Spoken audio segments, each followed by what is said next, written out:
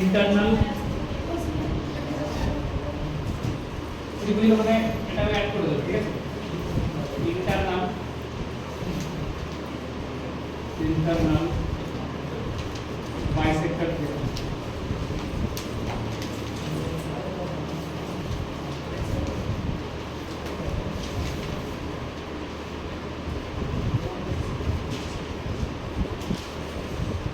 internal bisector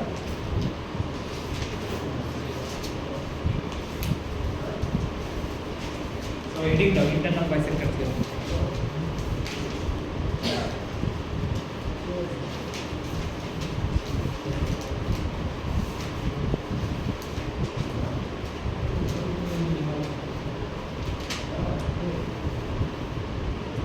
একটা ত্রিভুজ নাম ত্রিভুজটা প্রত্যেকটা শীর্ষবিন্দুর নাম দাও মানে ABC একটা ত্রিভুজ ABC একটি ত্রিভুজ ইন্টারনাল বাইসেক্টর মানে কি বাইসেক্টর মানে কি যে সমান দুই ভাগে ভাগ করে তাকে বলা হয় বাইসেক্টর ঠিক আছে তাহলে এই A কোণ যেটা সেটা হচ্ছে A কোণটা হচ্ছে A কোণ তাহলে A কোণের একটা ইন্টারনাল মানে ভিতরের দিকে থাকবে একটা বাইসেক্টর দিতে হবে যে A কোণটাকে সমান দুই ভাগে ভাগ করবে রাইট ধরো এইভাবে করলাম তো এই সমান দুই ভাগে ভাগ করেছে এটা D বিন্দুতে ছেদ করেছে অতএব এখানে লিখতে হবে ত্রিভুজ ABC এর কি ইনফরমেশন দেওয়া থাকবে ত্রিভুজ ABC এর ABC এর AD হলো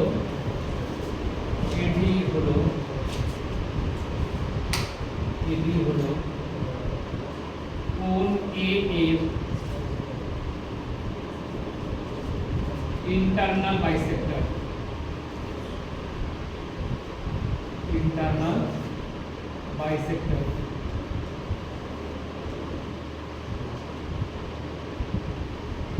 বুঝা গেল এটা কি এডি হলো A কোণের ইন্টারনাল বাইসেক্টর যদি ইন্টারনাল বাইসেক্টর হয় তার মানে কি এই কোণটা আর এই কোণটা মানে দুই পাশে দুটো কোণ সমান ভাগ করে সমান দুই ভাগ ভাগ করে যদি হয় তাহলে ইন্টারনাল এই থিওরেম অনুযায়ী রাখা যাবে AB মানে বুঝতে পেরেছো এই যে এই বাহুটা আর এই বাহুটার অনুপাত AB বাই AC এই দুটোর অনুপাত কার সাথে ইকুয়ালস হয় জানো BD আর DC এর অনুপাত BD আর CD বা DC এরকম লেখা DC এই অনুপাতের এটাকে বলা হয় ইন্টারনাল বাইসেক্টর থিওরেম বুঝলেন কি বললাম এই দুটো বাহুর অনুপাত এটা আর এইটার অনুপাত সমান হবে এটা হচ্ছে ইন্টারনাল বাইসেক্টর থিওরেম তার মানে এই বিডিটা কিভাবে পাবো এই বিডিটা এই বি বিন্দু থেকে এই যে ইন্টারনাল বাইসেক্টর যেখানে ছেদ করেছে সেই অবধি লেন্থ বিডি এটা হচ্ছে বিডি আর সিডি কোথা সি বিন্দু থেকে যে ডি বিন্দু যে লেন্থ সেটাকে বলা হয় হচ্ছে সিডি এডি বাই আর ডিসি বা সিডি এগুলো হলো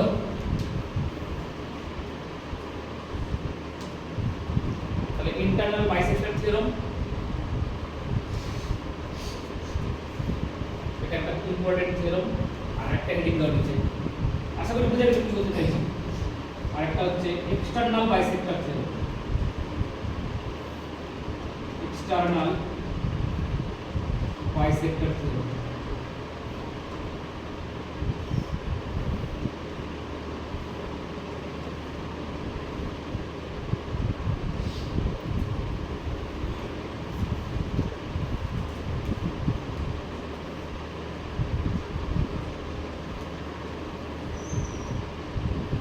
এখানে কি দিয়েছিলাম বলো A কোণের ইন্টারনাল বাইসেক্টর দিয়েছিলাম এবার A কোণের এক্সটারনাল বাইসেক্টর নেব অর্থাৎ এখানে কি বুঝলাম না এক্সটারনাল বাইসেক্টর কেন বলছি ধরো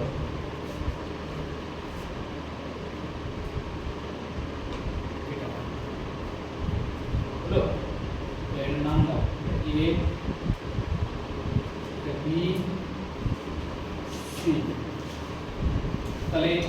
এ কোণের বহিস্থ কোণ কোনটা? কোনটাকে বলা হয় এ কোণের বহিস্থ কোণ? এ কোণের এই বাহুটাকে একটু বাড়িয়ে দাও।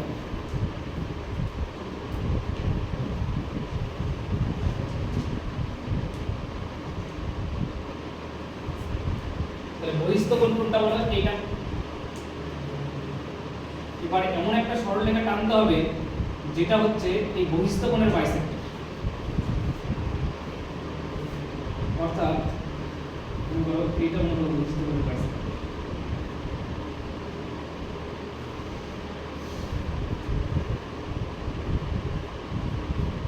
তার মানে এই কোণটা আর এই কোণটা সমান।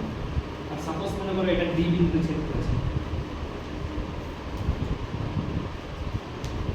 তাহলে এই ক্ষেত্রে তাই এবি আর এসি এর অনুপাত কি হবে? ত্রিভুজের দুটো বাহু নিতে হবে, এবি আর এসি। এখানে যখন এবি আর এসি নিয়েছো, এখানেও তাই এবি আর এসি এর অনুপাত কার সঙ্গে সমান হবে?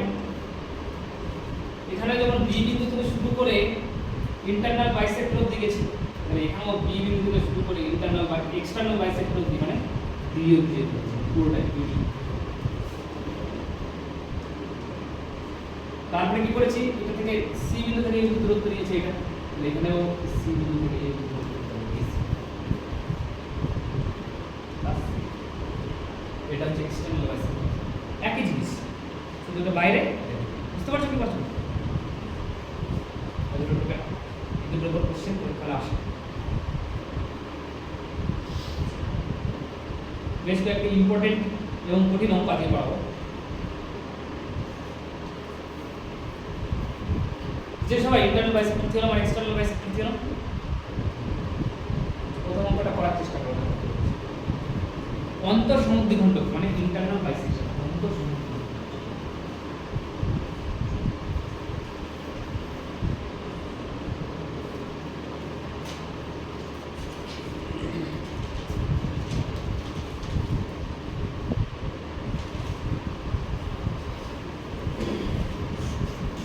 ত্রিভুজ এবিসি এর এডি হলো এ কোণের অন্তঃসমদ্বিখণ্ডক। ত্রিভুজ এবিসি আঁকো, এ কোণের অন্তঃসমদ্বিখণ্ডক আঁকো বিসি, মানে প্রথমটা যা বিসি বাহুকে ডি বিন্দুতে মিলিত হয়।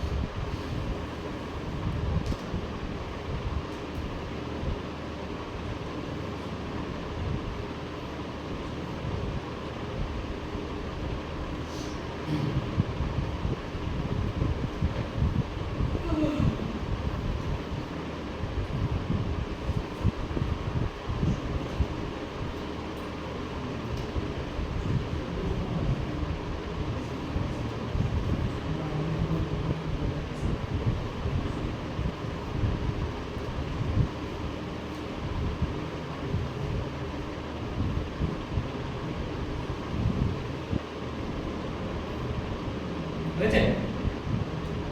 পরিচয় করতে ইন্টারনাল বাইসেক্টর থিওরাম দিয়ে হবে।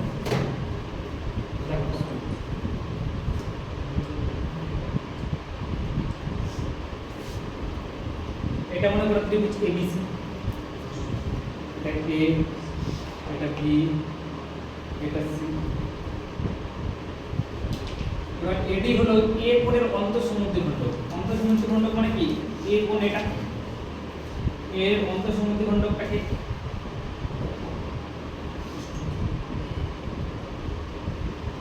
মানে এইটা ধরুন অন্তঃসমদ্বিখণ্ডক, কোণটাকে সমান দুই ভাগে ভাগ করেছে, মানে এইটা এটা এই কোণটা এই দুটো কোণ, এখান থেকে এইটুকু আর এখান থেকে এইটুকু সমান অন্তঃসমদ্বিখণ্ডক, যা বিসি বাহু ডি বিন্দুতে মিলিত হয়। বিসি বাহুকে ডি বিন্দুতে মিলিত করেছে। এবার বলেছে যদি বিডি 5 সেন্টিমিটার হয়, এই টোটালটা কত সেন্টিমিটার হলো? বিডি 5 সেন্টিমিটার, এই টোটালটা 5 সেন্টিমিটার। আর বিসি 7.5 মানে গোটাটা বিসি, মানে বি থেকে শুরু করে সি অবধি এখান থেকে এইটুকু কত centimetre 7.5 centimetre.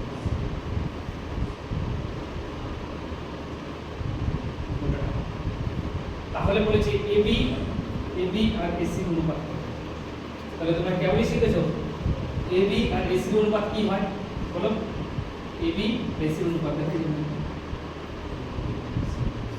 AB by AC equal কি হবে বিডি বাই ডিসি। তাহলে AB by AC equal to কি হবে বলো বি থেকে ডি অবধি বিডি বাই ডি থেকে সি অবধি ডিসি। বিডি কত বলতে পারবে বিডি তো পরিষ্কার দেওয়া আছে 5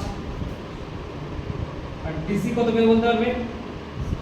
ডিসি দেখো এখান থেকে কত পুরোটা 7.5 এটা 5 তারপরে এটা 2.5 তাহলে এটা 2.5 এটা 2.5 দশমিক দিয়ে দাও এখানে শূন্য দিয়ে দাও 2.5 ছিল দশমিক দিয়ে দিয়েছি 25 থেকে 25 দুগুণ 50। তাহলে এবি বাই এসি কত পেলাম বলো 2/1। তারপরে এবি ইজ টু অনুপাত চেয়েছি না এটা অনুপাতে কনভার্ট করে দাও। এবি ইজ টু কি বলো এসি ইকুয়াল টু কত হবে বলো 2:1। এটাই তোমাকে জিজ্ঞাসা করেছে ইন্টারনাল বাইসেক্টর যদি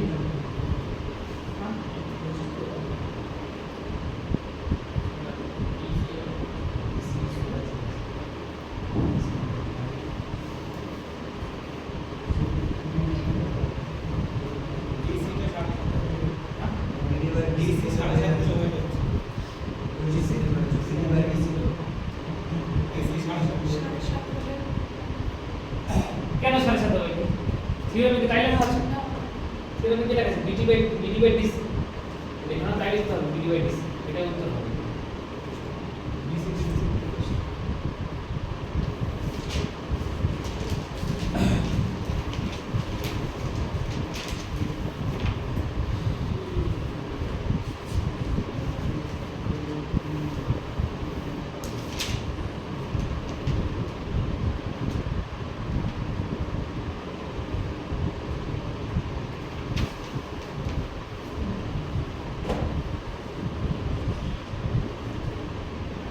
ঠিক আছে ক্লিয়ার সবার হ্যাঁ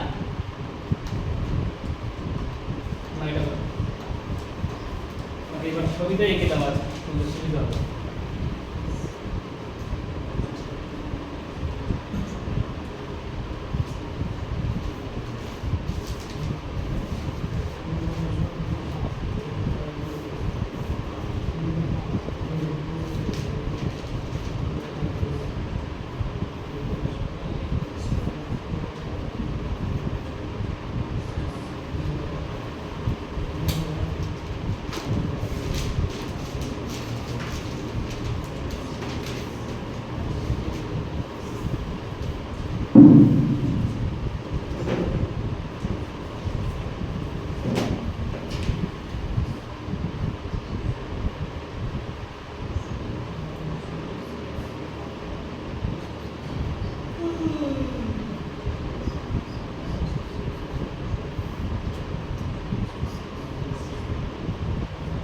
কত মিলেছে আগেরটা মিলেছে। তাহলে ইন্টারনাল বাইসেক্টর থিওরেম অনুযায়ী কি হবে বলো এবি বাই এসি এবি এটা বাহু নিতে হবে AB by AC equal to কি হবে বলো বিডি বাই ডিসি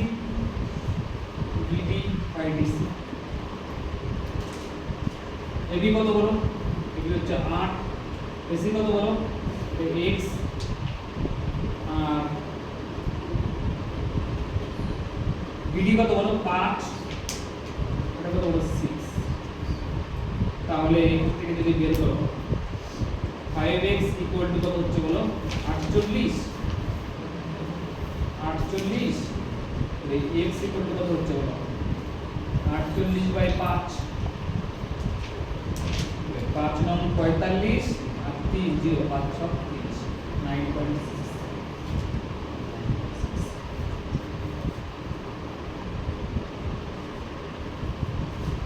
বুঝা গেল সবাই ইন্টারনাল বাইসেক্টর থিওরেম বুঝতে পেরেছো?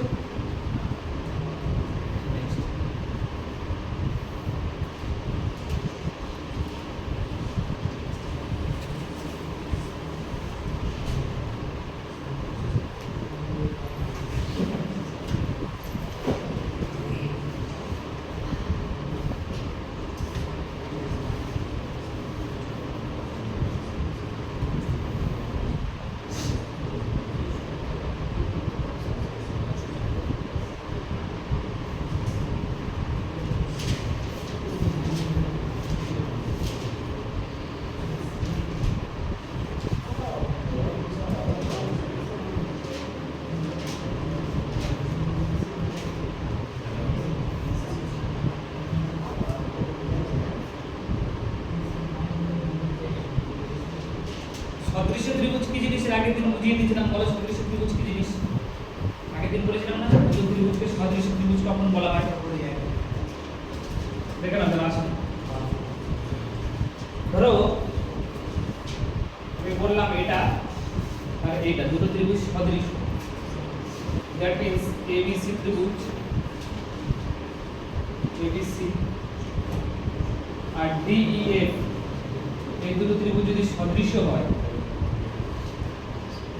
তাহলে তাদের করসপন্ডিং মানে অনুরূপ বাহুর অনুপাত কি বললাম?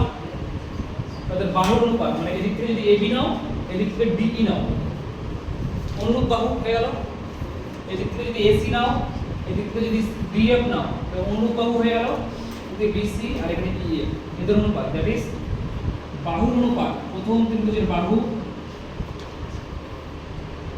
আর দ্বিতীয় ত্রিভুজের বাহুর অনুপাত প্রথম ত্রিভুজের উচ্চতা দ্বিতীয় ত্রিভুজের উচ্চতার অনুপাত ইকুয়াল টু প্রথম ত্রিভুজের পরিসীমা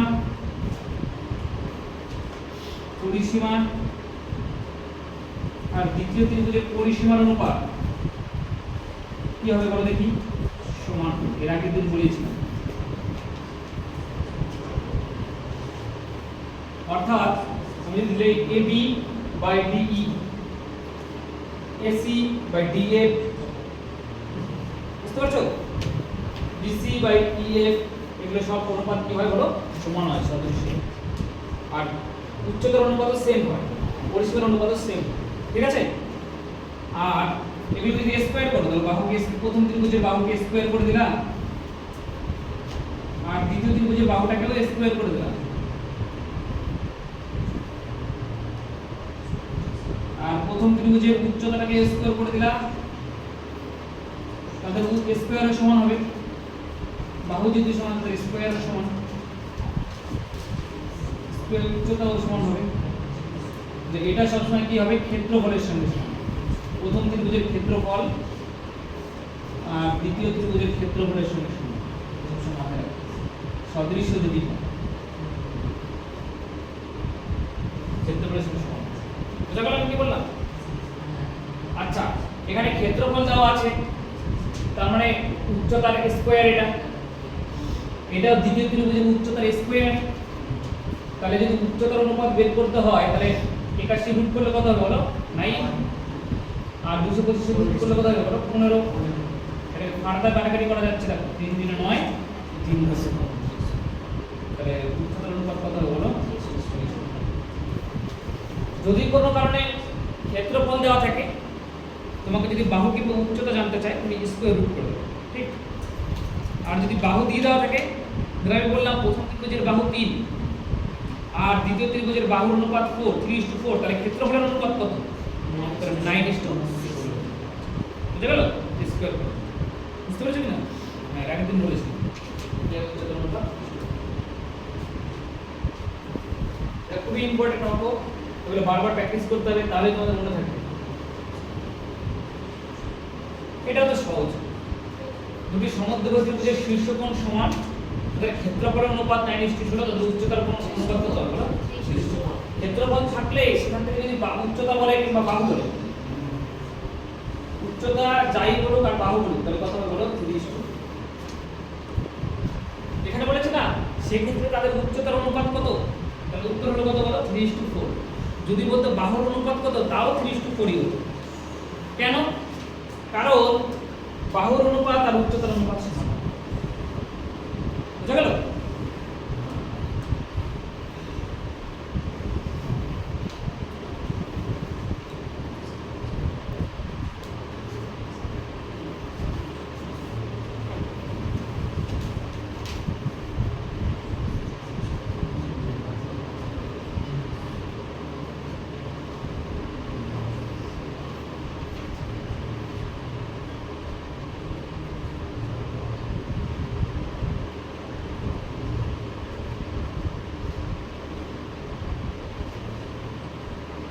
এবিসি একটা ত্রিভুজ আঁকো।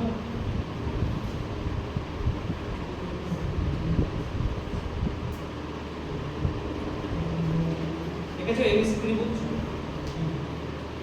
দুটি সমান্তরাল সরলরেখা ডিই ও এফজি এমন ভাবে নেওয়া হলো, ডিই আর এফজি এমন ভাবে চুজ করবা যাতে তারা এবি ও এসি বাহুকে, মানে বুঝতে পেরেছো, এদিকে এবি এদিকে এসি বাহুকে সমান তিনটি ভাগে ভাগ। কেমন ভাবে আঁকবা ছবিটা, কারণ কোনো আইডিয়া? সমান তিন ভাগে ভাগ করতে হবে। হ্যাঁ,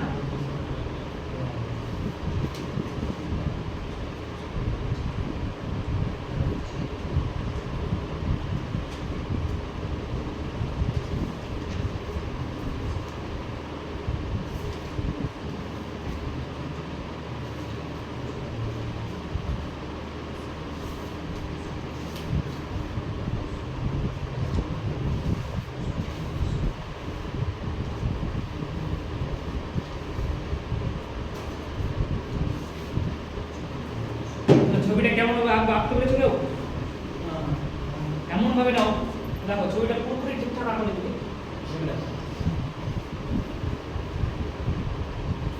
এখানে ত্রিভুজটা বড় ত্রিভুজ এবিসি, এর নাম দাও। এবিসি ত্রিভুজ নাম দাও। এবার দুটি সমান্তরাল সরলরেখা নিতে হবে, ডিই আর এফজি। প্রথমে এখানে ডিই নিলাম, ডিই আর এফজি, এফজি নিলাম। ডিই ডিই আর এফজি, এফজি নিলাম। ডিই প্যারালাল টু এফজি, যাতে তারা এবি ও এসি বাহুকে সমান তিনটি ভাগে ভাগ করে। তার মানে কি, এইটা এইটা আর এইটা যেন সমান হয়, এইটা এইটা আর এইটা যেন সমান সমান তিনটি ভাগে ভাগ করে। আচ্ছা, বলতে হবে এখানে তাহলে বলেছে ডিই এফজি চতুর্ভুজের ক্ষেত্রফল কত, মানে কোনটা বের করতে বলেছে বলো? ডিই ডিই এফ জি, মানে এই যে মাঝখানে চতুর্ভুজটা তৈরি হয়েছে, বুঝতে পেরেছো সবাই? ডিই এফ জি চতুর্ভুজটা সবাই দেখতে পেরেছো? এই ত্রিভুজটার ক্ষেত্রফল বের করতে বলেছে। কোন থিওরেম অ্যাপ্লাই হবে, তোমাদের কোনো আইডিয়া? হতে পারে প্রাকৃতিক করেছি, Thales Thales Thales theorem apply না করলেও, থেলস থিওরেম অ্যাপ্লাই না করলেও সমান তিন ভাগে ভাগ করা মানে কি, এটা যদি 1 হয় এটাও 1 হবে, এটাও 1 হবে, এটাই তো সমান তিন ভাগে ভাগ করা নাকি? আচ্ছা, বড় ত্রিভুজটার ক্ষেত্রফল কত? বড় ত্রিভুজটার ক্ষেত্রফল একদম এবিসি ত্রিভুজের বড় ত্রিভুজটার ক্ষেত্রফল 60। তাহলে আমি বড় ত্রিভুজটা নিচ্ছি। বড় ত্রিভুজটা হচ্ছে ত্রিভুজ এ বি সি। সবাই দেখতে পাই যে ত্রিভুজটা বড় ত্রিভুজটা নিয়েছি, মানে এই ত্রিভুজটা নিয়েছি। আর এখন এই ত্রিভুজটা নেব, এই যে এ এফ জি, মানে ছোট ত্রিভুজ এ এফ জি। তোমরা জানো থেলস থিওরেম এগুলোর উপর অ্যাপ্লাই হয়। থেলস থিওরেম দুটো ত্রিভুজের উপর কখন অ্যাপ্লাই হয়? যদি ত্রিভুজটা সদৃশ্য হয়। তাহলে আমি তোমাদেরকে বলেছিলাম এরকম ভাবে ত্রিভুজ একে এরকম একে, এখানে একে ছোট ত্রিভুজটা মেন ত্রিভুজটার সঙ্গে বড় সর্বসম হবে। তাহলে এ এফ জি ত্রিভুজটা এই বড় এ এ বি সি ত্রিভুজের সঙ্গে সর্বসম হবে কি হবে না? সর্বসম বলছি, সদৃশ হবে কি হবে না? তাহলে এই দুটো ত্রিভুজ সদৃশ, সদৃশ। যদি দুটো ত্রিভুজ সদৃশ ত্রিভুজ হয়, ভালো করে শুনুন, তাহলে এখানে দেখো বাহু স্কয়ারের সঙ্গে কি সম্পর্ক বলো? ক্ষেত্রফল প্রথম ত্রিভুজের বাহু স্কয়ার বাই দ্বিতীয় ত্রিভুজের বাহু স্কয়ার ইকুয়াল টু প্রথম ত্রিভুজের ক্ষেত্রফল বাই দ্বিতীয় ত্রিভুজের ক্ষেত্রফল। তো তাই যদি হয় তাহলে প্রথম ত্রিভুজের বাহু স্কয়ার করো। প্রথম ত্রিভুজের বাহু কোনটা বলো? প্রথম ত্রিভুজের বাহুর লেন্থ কত বলো? মানে বড় ত্রিভুজটা 1 2 3, দেখো একটা বাহু নাও, 3 কত? 3 না, 3, 3 এর স্কয়ার বাই ছোট কোন ত্রিভুজটা নিয়েছি বলো? এটা, এটার বাহু দৈর্ঘ্য কত বলো? 2, হ্যাঁ 2 এর এটা কার সঙ্গে সমান হবে বলো? প্রথম ত্রিভুজের ক্ষেত্রফল, ত্রিভুজ ABC এর ক্ষেত্রফল, ABC এর ত্রিভুজের ক্ষেত্রফল, কারণ প্রথম ত্রিভুজটা দিয়েছো তাই প্রথম ত্রিভুজের ক্ষেত্রফল, যদি এদিকে স্কয়ার করে দিয়েছো, যদি স্কয়ার না করতাম তাহলে এখানে পরিসীমা আসতো, বাই এটা কি বলো? ত্রিভুজ AFG এর ক্ষেত্রফল, জি এর ক্ষেত্রফল।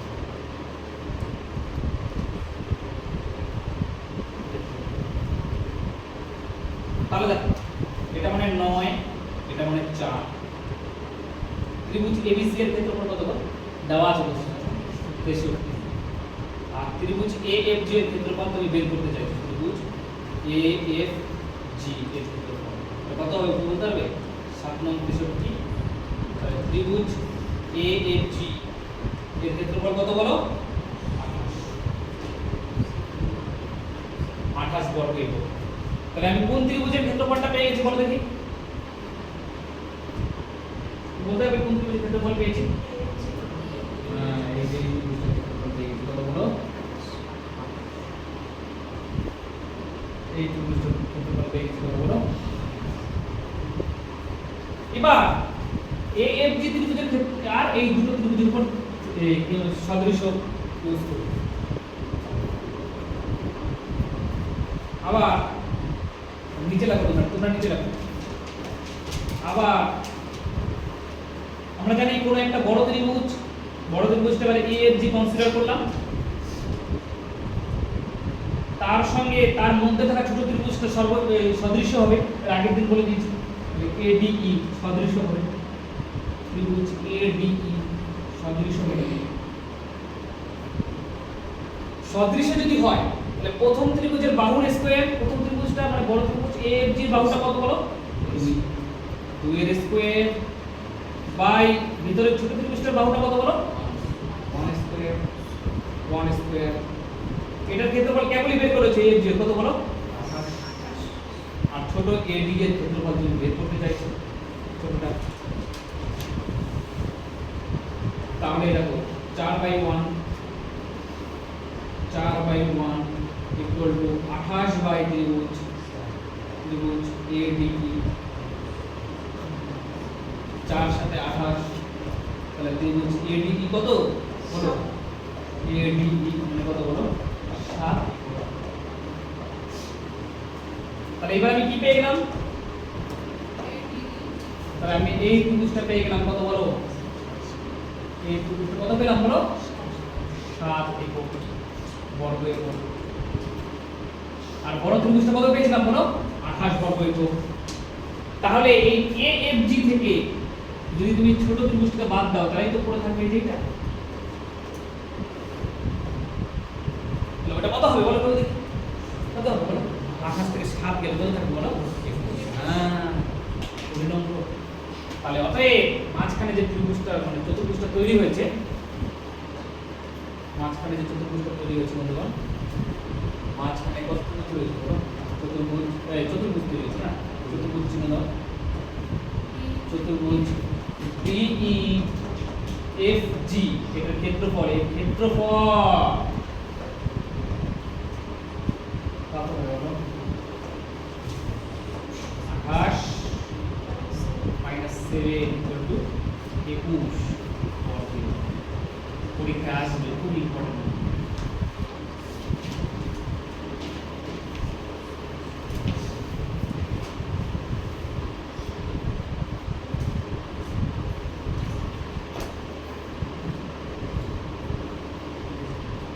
বুঝতে পেরেছো ভাই কিভাবে বলো?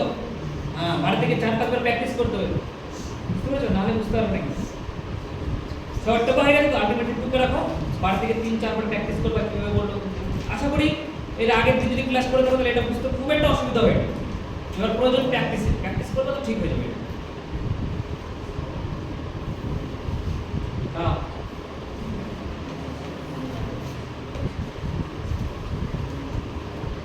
তাহলে আমি পরীক্ষা এসেছি,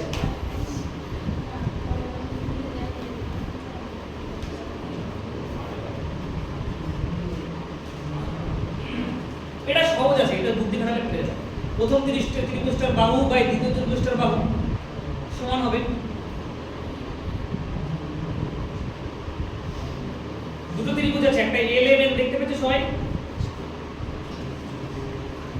দুটো ত্রিভুজ আছে দেখো, একটা এই যে দেখো এই যে এলএমএন, এটা একটা ত্রিভুজ বন্ধুগণ, আর একটা ইউভিডব্লিউ, তার মানে ইউভিডব্লিউ মানে এই দুটো ত্রিভুজ নাকি সদৃশ কোণ। তাহলে সদৃশ কোণ হলে কেমন কি প্রপার্টি লাগালাম? প্রথমটার বাহু বাই দ্বিতীয়টার বাহু ইকুয়াল টু প্রথমটার উচ্চতা বাই দ্বিতীয়টার উচ্চতা ইকুয়াল টু পরিসীমা বাই পরিসীমা, মানে যতগুলো বাহু আছে সবার অনুপাত সমান হবে। তাহলে এবার আমি দেখি, দেখো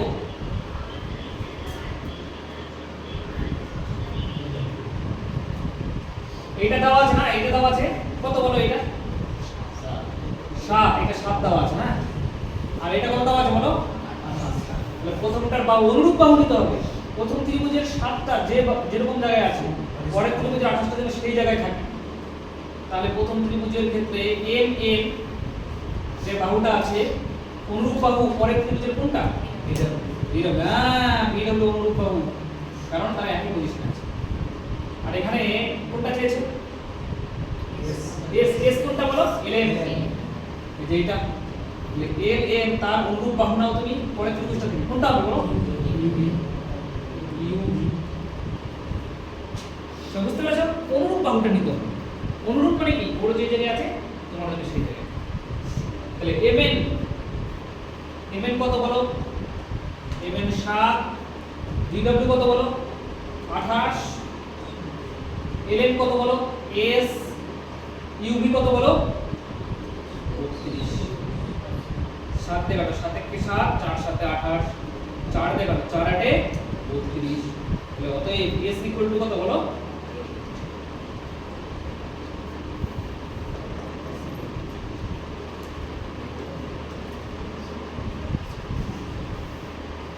সহজ অঙ্ক, কঠিন না।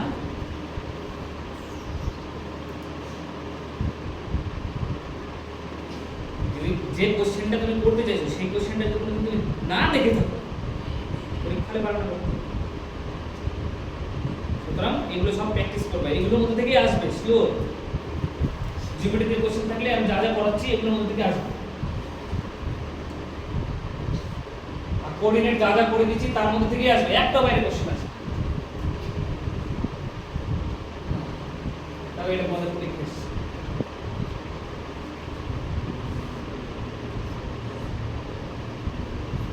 এটা একটু আলাদা ইম্পর্টেন্ট স্টার্ট লিখে দিলাম। এখানে কিন্তু দেখো, এখানে কিন্তু সদৃশ কোণী ইউজ করে দিও না। সদৃশ কোণী হওয়ার জন্য দুটো ত্রিভুজ প্রয়োজন, তাই না? এটাকে এটা আর এটা সদৃশ কোণ তখন বলবে। এখানে সদৃশ কোণ বলে দিও। এখানে একটাই ত্রিভুজ আছে, ত্রিভুজের 3টা বাহু দেওয়া আছে, কি কি? 8, 13, 8, 15। বলেছে এদের পারস্পরিক শীর্ষের বিপরীত ছেদবিন্দুগুলির অনুপাত কত হবে, মানে উচ্চতার অনুপাত। মানে যদি এরকম একটা ত্রিভুজ থাকে,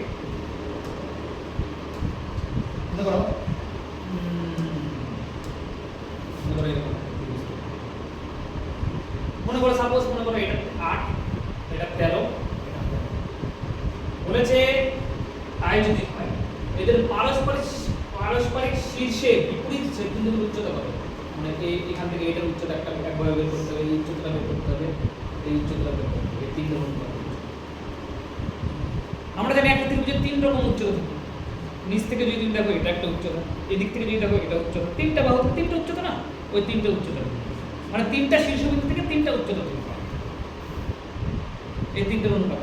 কিছুই করবা না, যেটা বাহু দেওয়া থাকবে আজকে বলে দিলাম তাই করবা। এদের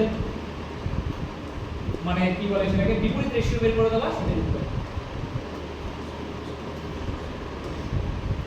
বিপরীত রেশিও কি করে বের করতে হয়? 2:3:5 দিয়ে দিলাম, আমি বললাম বিপরীত রেশিও বের করো, 1/1/1 বিপরীত রেশিও বের করে দাও, বাস এটা। তাহলে 8 13 15 এই লসাগুদের প্রত্যেকটা গুণ করতে হবে। গুণ করলে 13 আর 15 প্রথমে গুণ করলে 195, তারপরে 13 দ্বারা 8 15 120,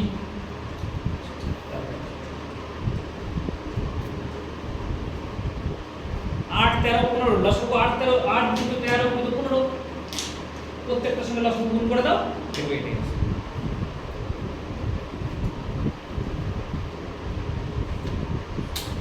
বুঝছে? ক্লিয়ার? আজকের অঙ্কগুলো একটু কিন্তু আলাদা, প্রত্যেকটা প্র্যাকটিস করার প্রয়োজন আছে, ঠিক আছে?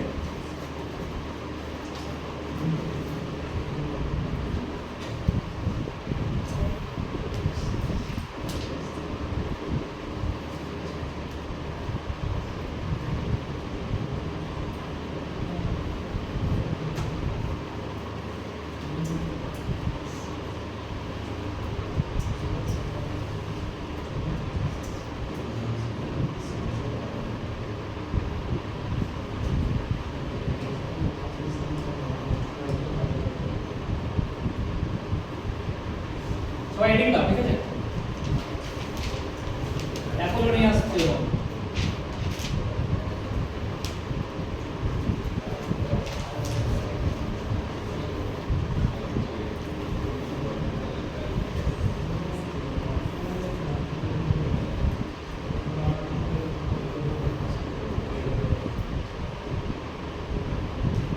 এখন নিয়ে আসতে হবে।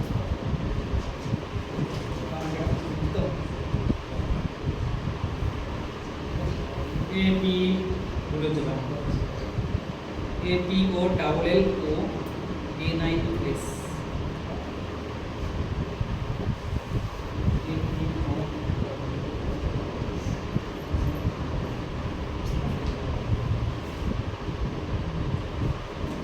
APO double LO NIUS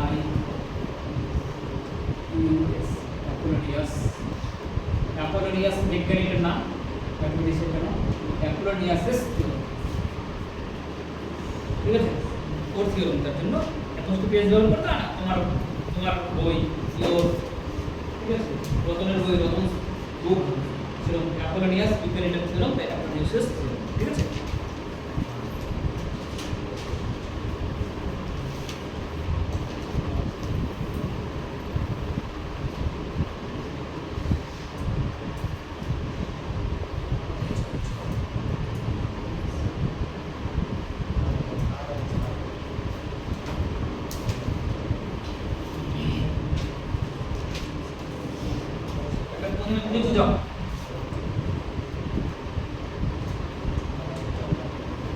ত্রিভুজের নামকরণ করো, ABC,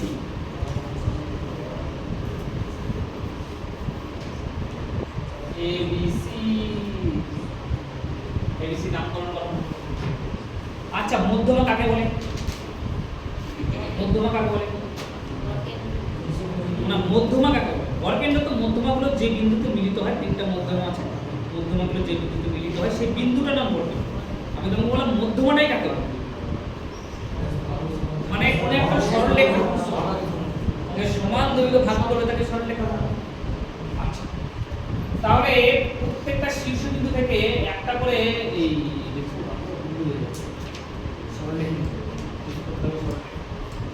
প্রত্যেকটা শীর্ষবিন্দু থেকে ধরে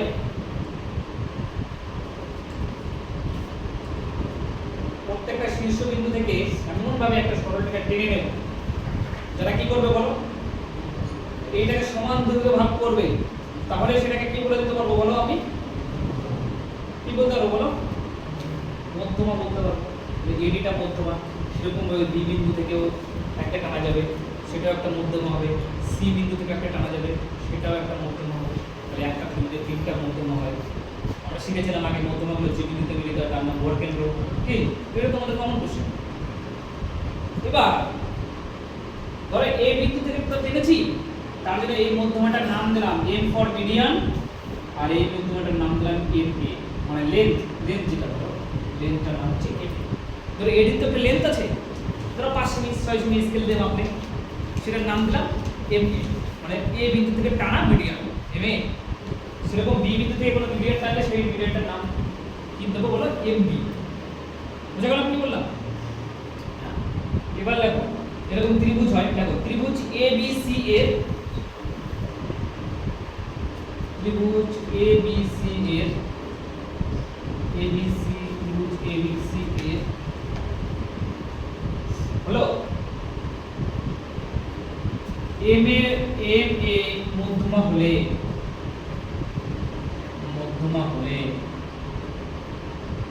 এটা যদি একটা মধ্যমা হয়, মধ্যমাটার নাম কি বলো, এম এ। তাহলে অ্যাপোলোনিয়াস থিওরাম অনুযায়ী, দেখো তাহলে অ্যাপোলোনিয়াস থিওরাম অনুযায়ী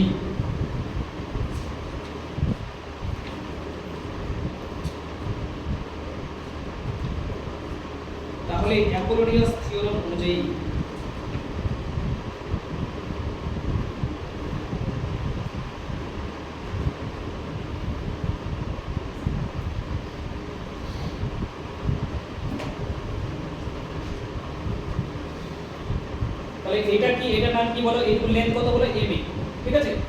আর ধরো এ কোণের বিপরীত বাহু যেটা বিসি, এ কোণের বিপরীত বাহু কোনটা বলো, বিসি।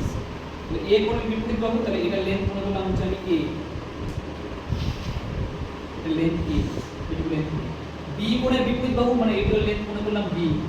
এইভাবে করে লেন্থ ধরতে হয়, বুঝতে পেরেছো? আর সি কোণের বিপরীত বাহু মানে এটা মনে করলাম লেন্থ সি, এটা লেন্থ সি সেন্টিমিটার। এগুলো কিছুই না, জাস্ট খালি আমি জানি না বলে পরিমাপ দিয়েছি, এটা বুঝতে পেরেছো? কারণ ওইটা হচ্ছে বি সেন্টিমিটার, এটা হচ্ছে এ সেন্টিমিটার, এটা সি সেন্টিমিটার। তাহলে অ্যাপোলোনিয়াস থিওরাম অনুযায়ী হবে, দেখো যেখান থেকে মধ্যমাটা গেছে, কোন বিন্দু থেকে, এ বিন্দু থেকে এই মধ্যমার দুই পাশে দুটো বাহু স্কয়ারের যোগফল, কি বললাম, এই মধ্যমার দুই পাশে দুটো বাহু স্কয়ারের যোগফল, that means B square plus C square হবে B square plus C square. বুঝা গেল আমি কি বললাম? বুঝতে পেরেছো সবাই? মধ্যমা দুটো দেখো, মধ্যমাটার এই পাশে বাহু মানে কোনটা বলো, এসি, এসি মানে বি ধরে চলবে স্কয়ার, এই বুঝতে পারছো বলো, সি স্কয়ার ইকুয়াল টু হবে 2 ইনটু মিডিয়ানটার square M A square plus এই যে এইটুকু দেখতে পাচ্ছ, এখান থেকে এইটুকু অর্ধেক যেটাকে দুই ভাগে ভাগ করেছে তার যে কোনো একটা পার্ট খুব কঠিন একটা থিওরাম, এটা হিসাব করব, বুঝতে পেরেছো? ডলার হবে দুই পাশে দুটো বাহুর স্কয়ার ইকুয়াল টু 2 ইনটু মিডিয়ানটার স্কয়ার প্লাস বিডি এর স্কয়ার। বিডি মানে কোনটা বলো? কেউ যদি এই পাশে সি নেয় তাহলে তো ভুল হবে না, কারণ বিডি আর সি সমান, তো মধ্যমা সমান দুটো ভাগ করেছে।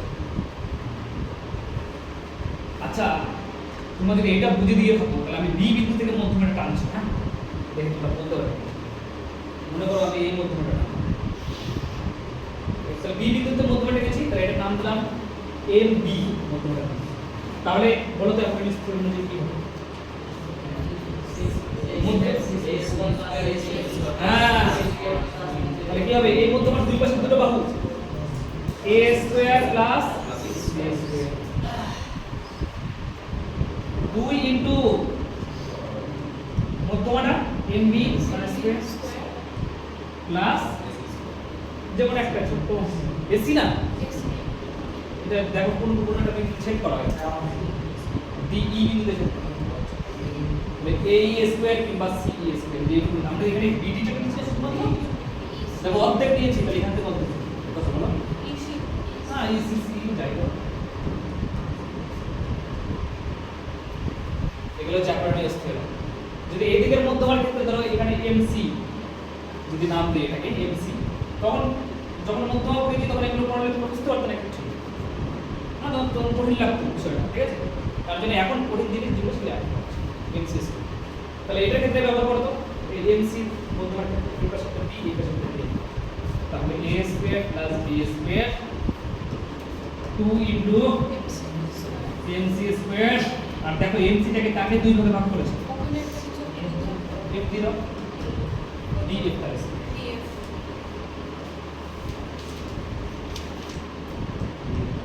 এটা হচ্ছে তিনটা মধ্যমার জন্য হচ্ছে অ্যাপোলোনিয়াস থিওরেম।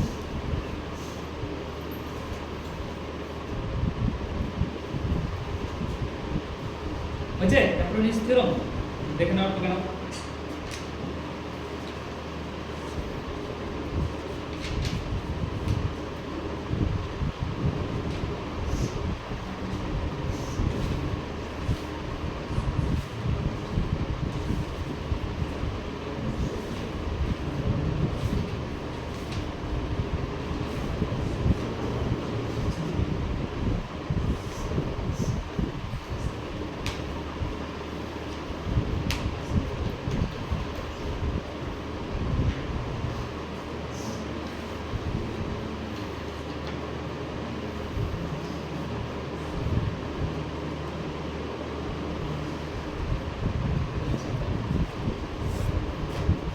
হচ্ছে সবার এবার এই অ্যাপোলোনিয়াস থিওরেমটা কাজে লাগিয়ে আরেকটা ইম্পর্টেন্ট প্রপার্টি এস্টাবলিশ করা যায়।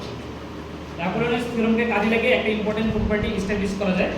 ইম্পর্টেন্ট প্রপার্টিটা শুধু জেনে রাখো, এস্টাবলিশ কিভাবে হয় আমার কোনো দরকার নেই, ঠিক আছে? কিভাবে প্রমাণ করে পাওয়া গেছে এটা একটা স্পেশালি রাইট অ্যাঙ্গেল ট্রায়াঙ্গেলের ক্ষেত্রে দেখো, specially for right angle triangle, specially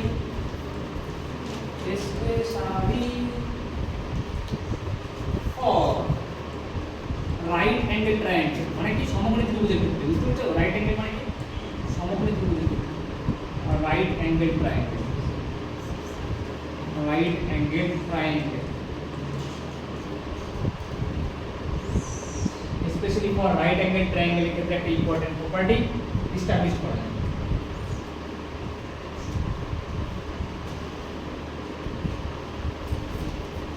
যেমন আমি তোমাদের বলি রাইট অ্যাঙ্গেল ট্রায়াঙ্গেল তাহলে নিতে হবে, রাইট অ্যাঙ্গেল ট্রায়াঙ্গেল, এটা right angle triangle, right angle মানে সমকোণী ত্রিভুজ, এটুকু তো জানো।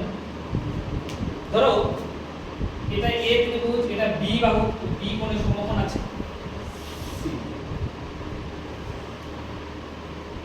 সমকোণ কোথায় আছে বলো দেখি? এখানে সমকোণ আছে, সমকোণের চিহ্নের উপর, মানে তুমি বুঝতে হবে এখানে 90 ডিগ্রি কোণটা এখানে আছে। হলো সমকোণটাকে ছেড়ে অন্য দুটো শীর্ষবিন্দু থেকে মধ্যমা টানতে হবে। দ্যাট মিন্স এখান থেকে মধ্যমা টানলাম, মধ্যমা মানে সমান দূরে ভাগ করব। হলো এখান থেকে মধ্যমা টানলাম, সমান দূরে দুটো মধ্যমা, সমকোণটাকে ছাড়ে দুটো মধ্যমা টানলাম। তাহলে এটার নাম দিলাম আমি এ কোণ থেকে যেহেতু চিনেছি এই মধ্যমাটার নাম দিলাম এল এ, সি কোণ থেকে যেহেতু চিনেছি এই মধ্যমাটার নাম দিলাম সি এন সি। তাহলে অ্যাপোলোনিয়াস থিওরেম থেকে পাওয়া যায় তাহলে একটা ইম্পর্টেন্ট রেজাল্ট, সেটা হচ্ছে 4 ইনটু এরকম যদি হয় 4 ইনটু এম এ স্কয়ার যোগ mc স্কয়ার মধ্যমা দুটো যোগফল mc square equal two 5 into অতিভুজ স্কয়ার, অতিভুজটা কোনটা বলো? 5 ইনটু a6, এটা সবসময় ভুল।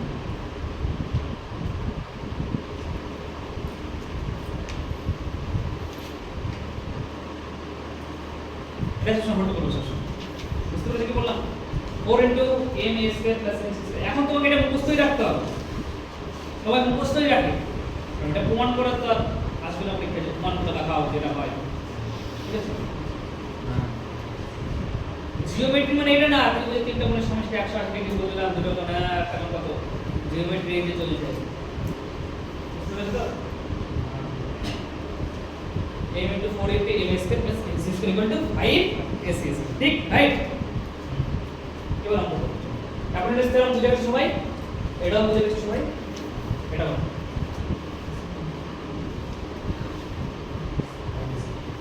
যদি এটাতে কাজে লাগবে না তখন করে দিলাম।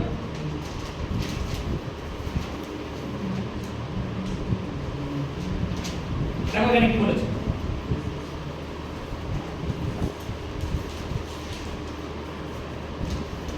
একটা ত্রিভুজ নিয়ে নিলাম, এটা ত্রিভুজ বলেছে ত্রিভুজ ABC তে B 90 ডিগ্রি, মানে এখানে নাম দেওয়া A B C, এটার মানে কি B 90 ডিগ্রি, মানে এটা হচ্ছে 90 ডিগ্রি, এটা হচ্ছে 90 ডিগ্রি, বুঝা গেল? বলছে C হচ্ছে A কোণের ডাবল, C হচ্ছে A কোণের ডাবল, বলো তো কত হবে তাহলে, তো বুদ্ধি কাটে বলো তো কত হবে, C কোণটা কত আর A কোণটা কত? C হচ্ছে হ্যাঁ হ্যাঁ, যদি আমি দেখো C কোণটা A কোণের ডাবল, যদি A যদি 30 ধরি তাহলে C কোণটা কত হবে বলো? বুঝে গেলাম এই করে। কেন বললো C হচ্ছে A কোণের ডাবল, কেন বললো? তার মানে A 30, বুঝতে পারলাম কি বললাম? তাহলে ধীরে ধীরে তিনটা পদ জানা হয়ে গেল। এবার বলছি AB স্কয়ার ইকুয়াল টু কত, বলছি AB স্কয়ার ইকুয়াল টু কত। আচ্ছা তোমাদের আমি পড়িয়েছিলাম 30 ডিগ্রির সামনে কত ডিগ্রি কত কোণ থাকে বলো? √3। 60 ডিগ্রির সামনে কত থাকে বলো? 1। আর 90 ডিগ্রির সামনে কত থাকে বলো? 2। AB স্কয়ার, AB কই? AB স্কয়ার মানে কত? AB স্কয়ার মানে কত বলো? AB কই? AB স্কয়ার ইকুয়াল টু কত?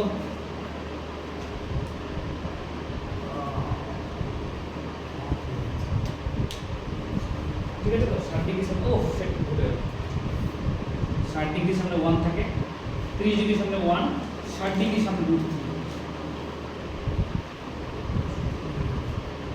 কোন চ্যাপ্টারে পড়েছিলাম কেউ কেউ বলতে পারো, মনে পড়লো বলো? ট্রিগোনোমেট্রিতে কোন চ্যাপ্টারে পড়েছিলাম বলো?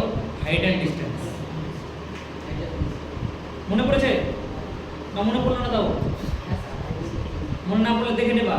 45 ডিগ্রি থাকতো যদি কম্পিটিশন, তাহলে কি হতো বলো? 45 ডিগ্রি থাকলে কত হতো? তিনটাই কম্বিনেশন ছিল, একটা 30 60 আর একটা ছিল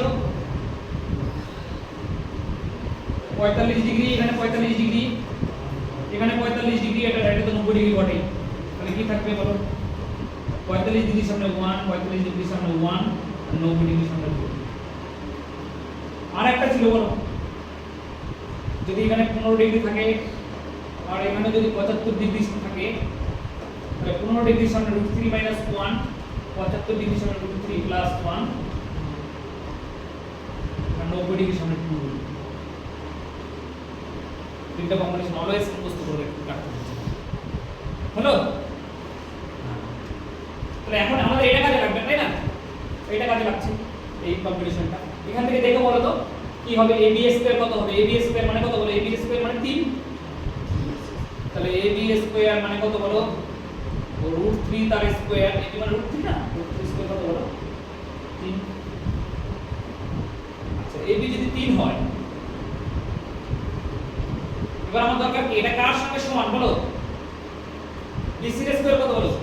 এই যে 3 * BC স্কয়ার এর সাথে সমান, তাহলে BC মানে কত? 1 না, দেখে বলতে পারছ 1, তাহলে 1 এর স্কয়ার মানে 1 * 3, মানে এটাও তো 3 আসছে না, তার সঙ্গে সমান হবে এই BC স্কয়ার, এই BC। বুঝতে পারলা কি বললাম?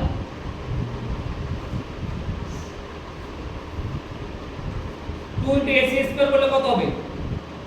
8 হয়ে যাবে। 3 * AC স্কয়ার করলে কত হবে? 12 হয়ে যাবে। 2 * BC স্কয়ার করলে কত হবে? 2 হবে। কিন্তু আমার দরকার 3, কিন্তু ওটা থেকে পড়া হচ্ছে।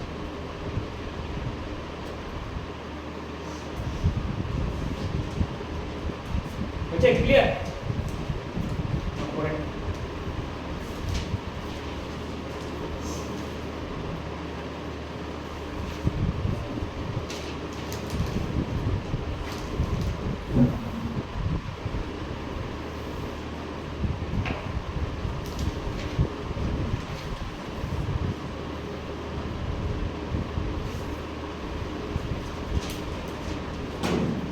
আজকে শেষ জিওমেট্রি আর প্র্যাকটিস করাবো না, এই কটার মধ্যে থেকে পরীক্ষার অঙ্ক আসবে।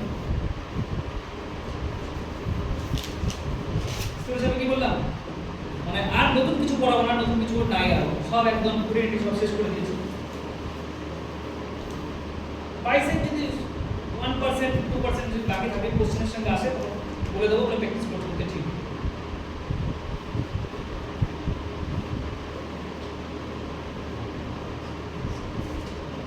একটি ত্রিভুজ ABC তে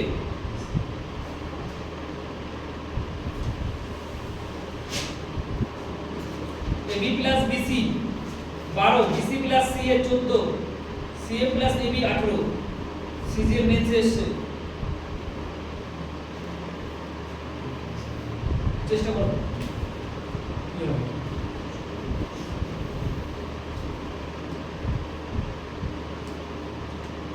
ত্রিভুজ ABC নিয়ে নাও একটা, ত্রিভুজ ABC নাম নাও ABC। কি বলেছে দেখো, AB প্লাস BC মানে এটা আর এইটার যোগফল। আর কি বলেছে বলো, BC প্লাস CA মানে BC এটা আবার CA মানে দুইবার নিয়েছে এটা, তারপরে CA প্লাস AB মানে এটা। সবাইকে যোগ করতে, সবাইকে যোগ করে দাও, সবাইকে যোগ করে দাও, এটা এইটা আর এইটা তিনটাকে যোগ করে দাও, তিনটাকে যোগ করে দাও। দুটো করে AB পাবো, দুটো করে BC পাবো, দুটো করে CA পাবো। 2AB plus 2BC plus 2CA দুটো করে আছে না, দেখো এখানেও আছে AB, এখানেও আছে, আর সব এই পাশে ডান বাম পক্ষ ডান পক্ষ 14 12 26 আর 18 44। তাহলে AB plus BC plus CA এটা সমান কত হলো, বলে AB plus BC plus CA 22। তার মানে ত্রিভুজটার পরিসীমা কত বলো, 22। পরিসীমা মানে কি, বাউন্ডারি তিনটা, ত্রিভুজটার পরিসীমা কত বলো, 22। এবার বলছে ত্রিভুজের সমান পরিসীমা বিশিষ্ট বৃত্তের ব্যাসার্ধ কত। মানে ত্রিভুজের যা পরিসীমা বৃত্তেরও নাকি পরিসীমা সেই একই হবে। তাহলে বৃত্তের পরিসীমা কত হবে বলো, বলো বলো 22 বলেছে না। ত্রিভুজের সমান পরিসীমা বিশিষ্ট বৃত্তের ব্যাসার্ধ কত।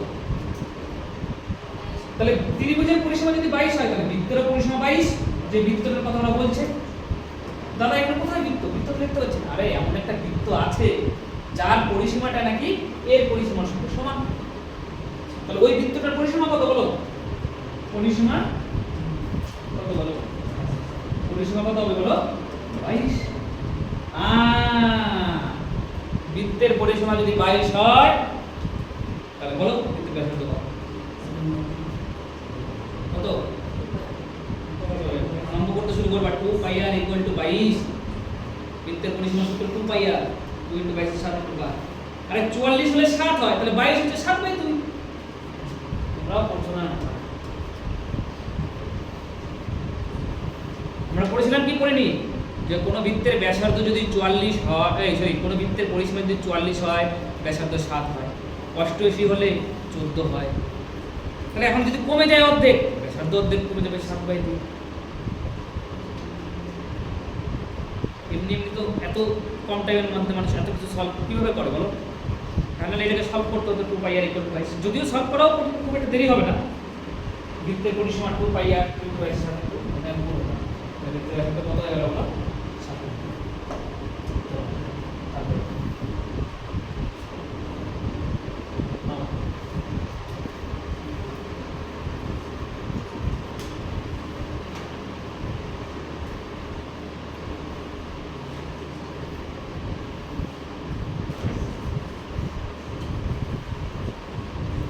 এই কোণটা কিন্তু সমকোণ, মানে নিচে কিন্তু যেখানে সমকোণটা তৈরি করবে না সেখানে এই কোণ না হবে।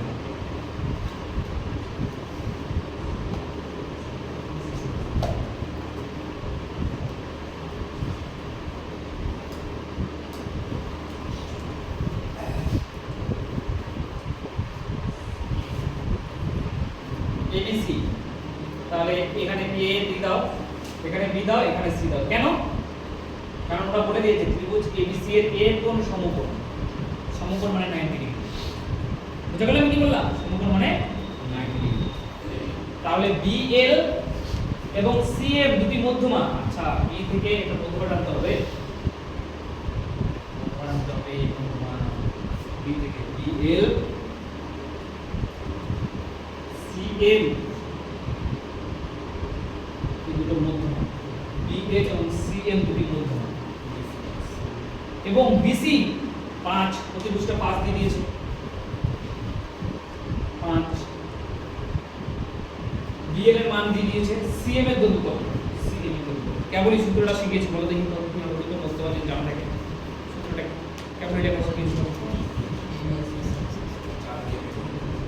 কি সূত্রটা কি বলো তোমরা খালি সূত্রটা বলো, 4 ইনটু দুটো মধ্যমার স্কয়ার যোগফল, প্রথমটাকে বিএল, বিএল তার স্কয়ার প্লাস দুটো মধ্যমা এদিক থেকে সিএম, সিএম তার স্কয়ার, সিএম তার স্কয়ার ইকুয়াল টু কি হবে বলো, কি ছিল তোমরা 5 ইনটু অতিভুজ স্কয়ার, অতিভুজ কত বলো বিসি, এটা ছিল সেই অ্যাপোলোনিয়াস থিওরেম থেকে পাওয়া একটা রেজাল্ট, মনে পড়লো তোমাদের?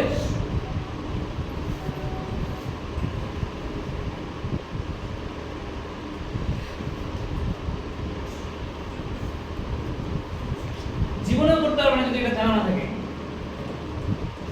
4 bl স্কয়ার, bl মানে কত বলো, bl মানে হচ্ছে 3√5/2 তার স্কয়ার, মানে 3 এর স্কয়ার 9, √5 এর স্কয়ার 5, 45/4 একবারে করে দাও স্কয়ার, এই রে প্লাস cm তো দরকার না, cm x স্কয়ার দিয়ে দিলাম, x স্কয়ার cm থেকে x স্কয়ার করলাম, 5 ইনটু bc স্কয়ার, bc কই bc 5, তাহলে bc স্কয়ার মানে 25, মানে 5 গুণ করলে 125, একবারে করে দিলাম 125।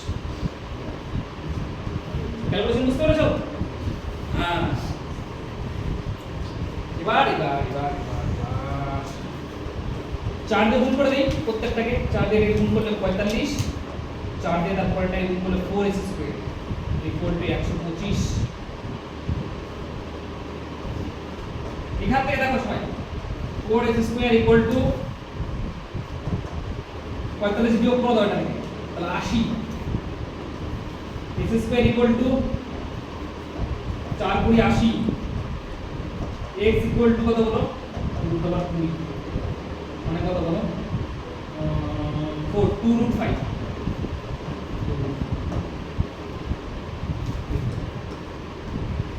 তো মিলবে যদি আমার কনসেপ্টে ডেপ থাকে।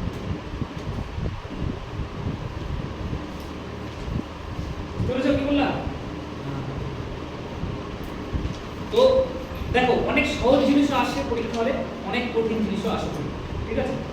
তো তোমাকে এ টু জেড সব জানতে হবে, রিভিশন করতে হবে, তাহলে তোমার এখন তুমি দেখবা জিওমেট্রিতে তুমি যত কোশ্চেন আসুক তুমি যদি নিজেও না পারো একটা বই থেকে দেখো পড়ছো ধরো, ঠিক আছে? বই থেকে যদি তুমি নিজেও না পারো, ওই বইটাতে সলিউশন দেওয়া থাকবে, কোথায় কোনো এক জায়গায় কোনো ক্লাস করছো, মনে করো ইউটিউব বা কারো কোনো স্যারের ক্লাস করছো ধরো, ঠিক আছে? সেখানেও যদি এই জিওমেট্রি করায়, তুমি যদি সরাসরি কোশ্চেনটা দেখে পড়তেও না পারো, তোমার মধ্যে যে এত কনসেপ্ট আমি ইনবিল্ড করে দিয়েছিলাম, তুমি যদি ভালো করে পড়াশোনা করে থাকো, তুমি ওনার পড়াটা বুঝে যেতে পারো, উনি যে কোশ্চেনটা করলো তোমাকে তাড়াতাড়ি ক্লিক করবে, বুঝতে পেরেছো? কিংবা কোথাও একটা টেস্ট দিচ্ছ, জিওমেট্রিতে এমন একটা কোশ্চেন আসলো যেটা তুমি পারো না পরীক্ষা হবে, কিন্তু সলিউশন যেটা দেওয়া আছে সেটা দেখে তোমার মনে পড়ে যাবে দাদা তুমি কনসেপ্ট বা ওরা যেভাবে করে দিয়েছে সেটা যদি তুমি দেখো, তাহলে তুমি বুঝতে পারবে আলটিমেটলি এতটা তোমার মধ্যে একটা নলেজ তৈরি হচ্ছে। অঙ্ক পারা ওটাকেই বলে, আমিও অনেক অঙ্ক নাও পারতে পারি, কিন্তু ম্যাক্সিমাম পারছো কিনা সেটা না, ঠিক আছে?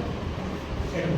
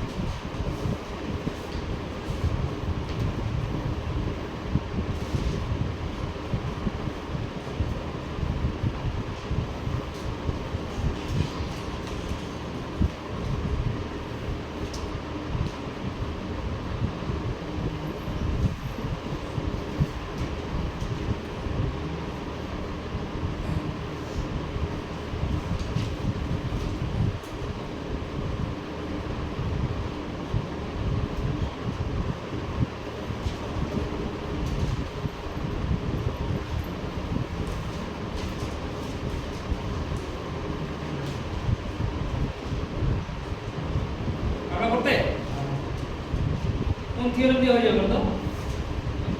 অ্যাপোলোনিয়াস থিওরেম।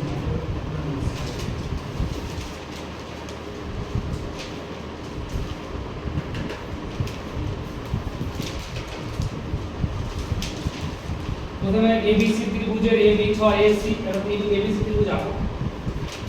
যারা পারছো না তারা আমার সঙ্গে সঙ্গে করো, হ্যাঁ? যারা পারছো নিজেরা চেষ্টা করো।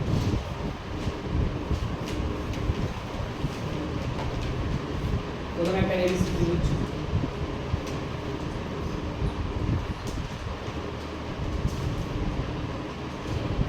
ABC ত্রিভুজ, ABC ত্রিভুজ নাও। প্রথমে একটা ABC ত্রিভুজ নাও। AB 6 সেন্টিমিটার, মানে এই পাশেটা 6 সেন্টিমিটার, AB টা পুরোটা 6 centimetre, AC 8 centimetre, 8 centimetre, BC 9 centimetre, এটা 9 সেন্টিমিটার। তিনটা মাপ জেনে গেছি, হ্যাঁ? সেক্ষেত্রে AD মধ্যমা দৈর্ঘ্য কত? AD মধ্যমা, মধ্যমা নিয়েছি।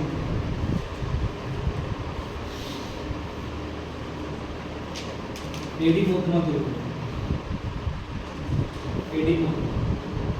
তাহলে A বিন্দু থেকে টানা কোণ মধ্যমাকে আমরা কি বলি? বলে FA। তাহলে AB এর দৈর্ঘ্য নির্ণয় করতে বলেছে।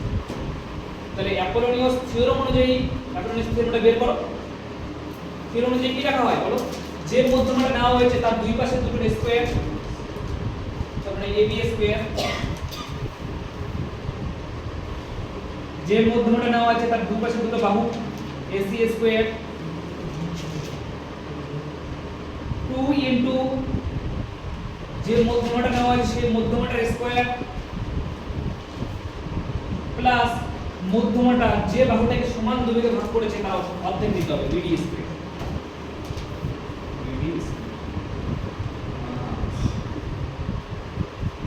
এটা হচ্ছে অ্যাপোলোনিয়াস।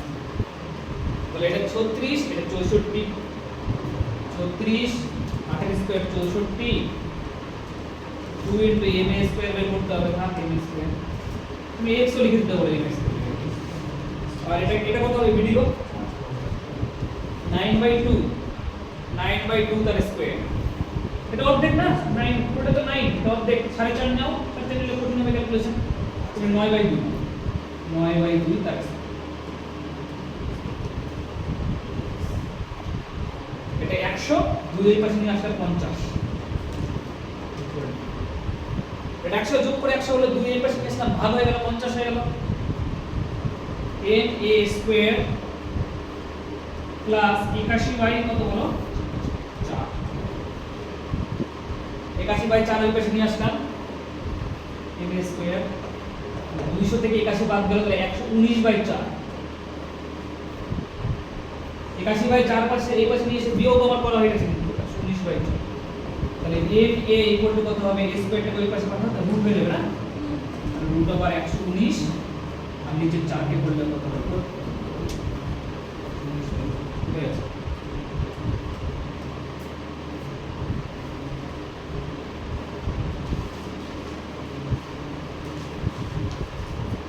ক্যালকুলেশন একটু জাম্প করে করেছি, তোমরা ছোট ছোট করে করবা। 81/4 ওই পাশে নিয়ে নিচে বিয়োগ করা হয়, 200 থেকে 81 বাদ দিলে 119/4।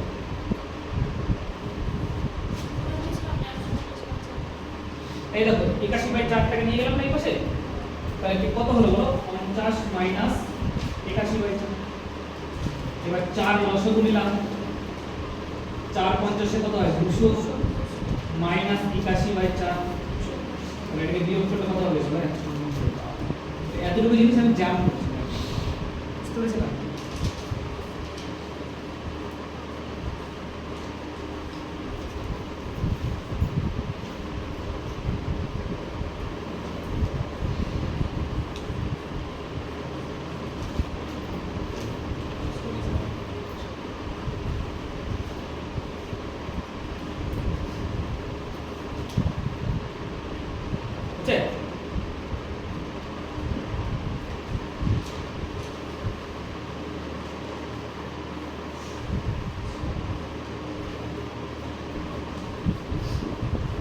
নেক্সট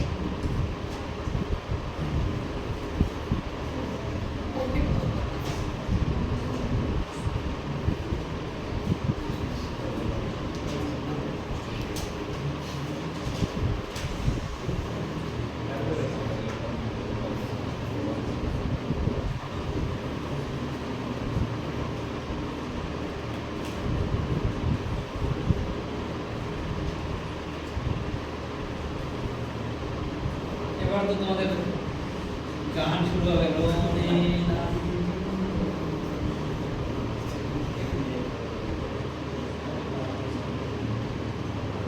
পরীক্ষায় এসে গ্রুপ দিতে পারবে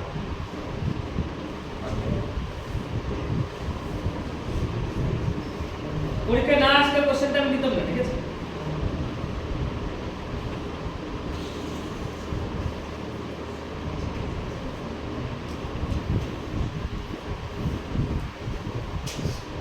দেখো তার মানে কি এই অঙ্কগুলো যে পরীক্ষা আসবে তা না কিন্তু ঠিক আছে পরীক্ষায় সহজ অঙ্কও আসে বেশিরভাগই সহজ অঙ্ক আসে ঠিক আছে যেহেতু কঠিন অঙ্ক আসবে এগুলো পরীক্ষায় ছেড়ে দিতে হবে ঠিক আছে কিন্তু যেহেতু এটা করে নিলাম প্রিভিয়াস ইয়ার্স কোশ্চেন রিপিটও হতে পারে এটা করতে হবে বুঝতে পেরেছো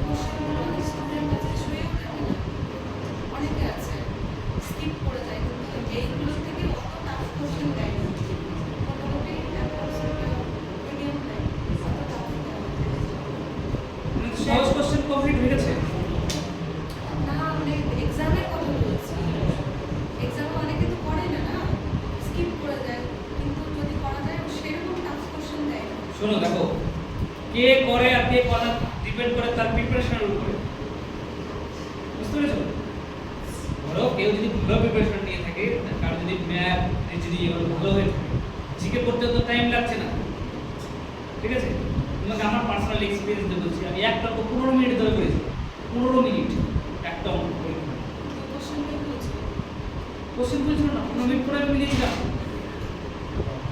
কারণ সব অঙ্ক হয়ে গেছে আমি দেখলাম যে আর রিভিশন করাও পারবে না কিছু ঠিক আছে কি করবো তাহলে এই অঙ্কটাই করি বুঝতে পারছি কিন্তু 15 মিনিট লাগবে ঠিক আছে তো সাপোজ ধরো পাজল এসছে গানে তো পরীক্ষা প্রিপারেশন নিচ্ছ পাজল জিনিস তো জানো সাপোজ পাজল 10 মিনিট পরীক্ষা এক একটা পাজলের জন্য অ্যাপ্রক্স আমার 10 মিনিট 5-7 মিনিট করে রাখতে থাকে তিনটা পাজল এসছে মানে 15 মিনিট আমাকে বাঁচাতে হবে পাজল 5 তো এটা ডিপেন্ড করে তোমার প্রিপারেশন কেমন তার উপর বুঝতে পেরেছো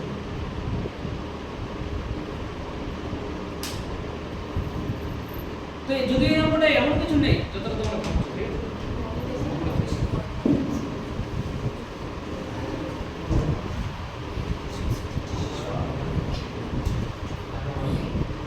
বলেছে একটি বড় ত্রিভুজের তিনটি শীর্ষবিন্দুতে একটা বড় ত্রিভুজ নিতে হবে হ্যাঁ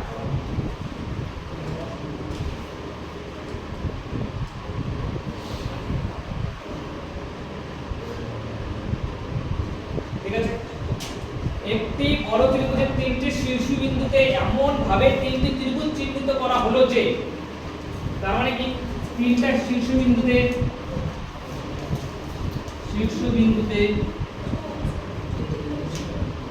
তিনটা শীর্ষবিন্দুতে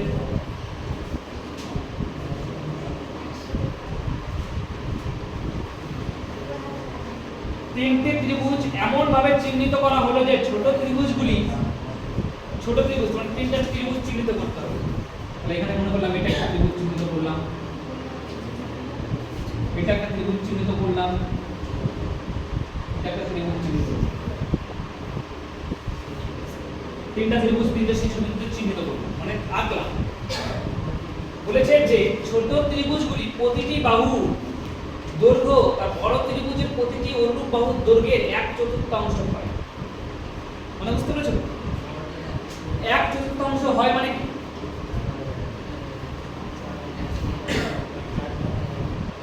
তাহলে বড় ত্রিভুজটার বাহু যদি 4 হয় তাহলে ছোট ত্রিভুজটার বাহু হচ্ছে 1 বুঝা গেল আমি কি বললাম তাহলে আমি বড় ত্রিভুজটাকে একটা সমবাহু ত্রিভুজ মনে করলাম আর মনে করলাম প্রত্যেকটা বাহু 4 করে আছে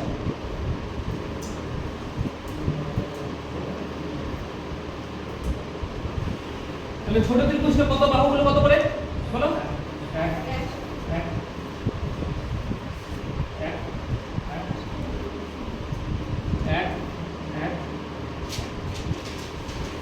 ঠিক আছে বলেছে ছোট তিনটি ত্রিভুজের ক্ষেত্রফলের সমষ্টি ছোট তিনটে ত্রিভুজ আছে না, তাদের ক্ষেত্রফলের সমষ্টি এবং বড় ত্রিভুজের বাকি অংশের ক্ষেত্রফলের অনুপাত কত। মানে বাকি অংশ, বড় ত্রিভুজের বাকি অংশ মানে তিনটে ত্রিভুজ বাদ দিয়ে যে মিডিল অংশ,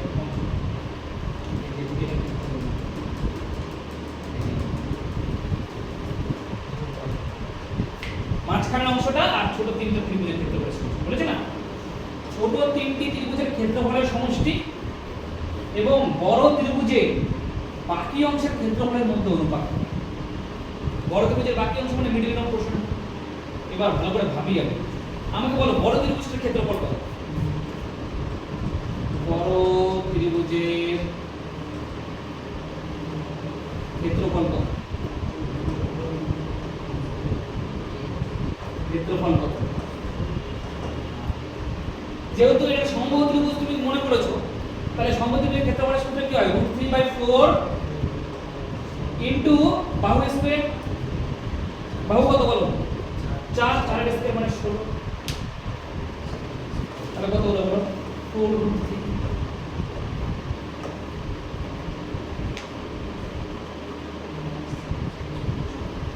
আর ছোট ত্রিভুজের ক্ষেত্রফল কত বলো? ছোট ত্রিভুজের ক্ষেত্রফল √3/4 বাহুর স্কয়ার মানে 1, তার মানে √3/।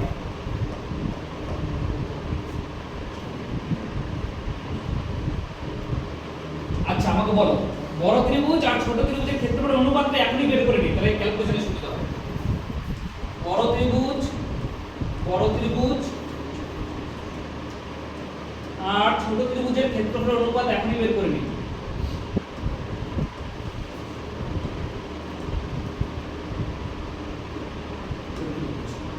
বড় ত্রিভুজ কত বলো? 4√3। ছোট ত্রিভুজ কত বলো? √3/4। তাহলে √3 থেকে কেটে গেল, 4 দিয়ে গুণ করে দিলাম, এখানে 4:1/4। 4 দিয়ে গুণ করে দিলে 16 ইস্টু কত বলো? 1। এখানে 4 দিয়ে গুণ করে দিলে আমি সবাই বুঝতে পারছি না। √3 কেটে গেল, 16:1। তারপরে বড় ত্রিভুজের ক্ষেত্রফল যদি 16, তাহলে ছোট ত্রিভুজের ক্ষেত্রফল কত বলো? এবার কার কার অনুপাত বের করতে বলেছে বলো তো?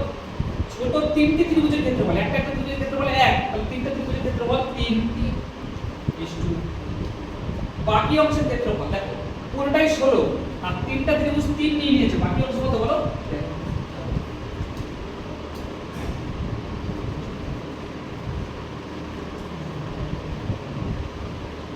বুঝতে পেরেছো? যতটা মনে হলো ততটা কঠিন আছে?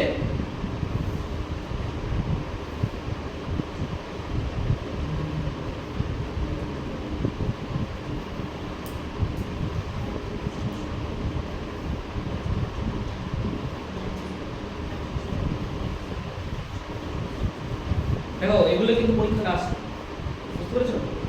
কোশ্চেন রিপিট হয়, আমি আগে তো বলেছি।